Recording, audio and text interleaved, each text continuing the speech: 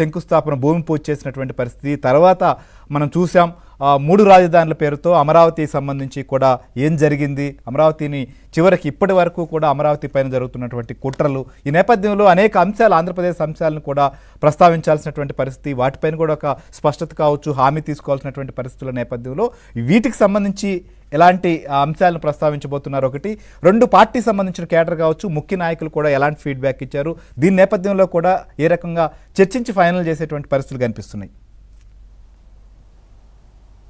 శ్రీహరి, తెలుగుదేశం అధినేత చంద్రబాబు నాయుడు ఈరోజు party senior నేతలతో, ఏపీ టీడీపీ అధ్యక్షుడు అచ్చెన్నాయుడు, ఇతర మీ కీలక నేతలతో సమావేశమయ్యారు. బీజేపీకి సంబంధించిన పొత్తు మీద కూడా ఆయన కొంతమంది నేతలతో మాట్లాడారు.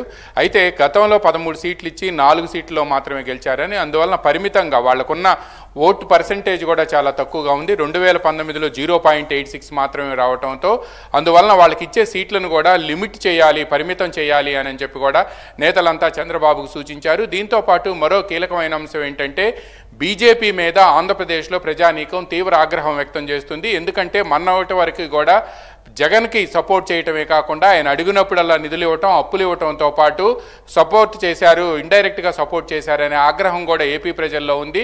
దీంతో పాటు జగన్ మోడీ దత్తపుత్రుడు అని చెప్పి కేంద్ర ఆర్థిక మంత్రి నిర్మలా సీతారామన్ చేసిన వ్యాఖ్యలు కూడా ఈ సందర్భంగా నేతలు చంద్రబాబు వద్ద ప్రస్తావించారు.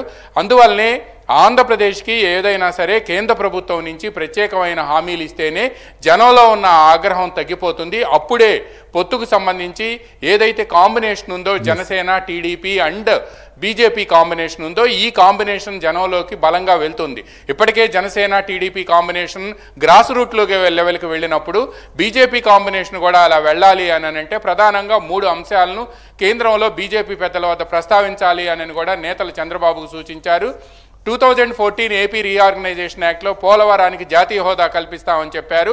మోడీ కూడా 2014లో అప్పుడు ప్రధాని అభ్యర్థిగా వచ్చి తిరుపతిలో పోలవరాన్ని నిర్మిస్తాము అని చెప్పారు.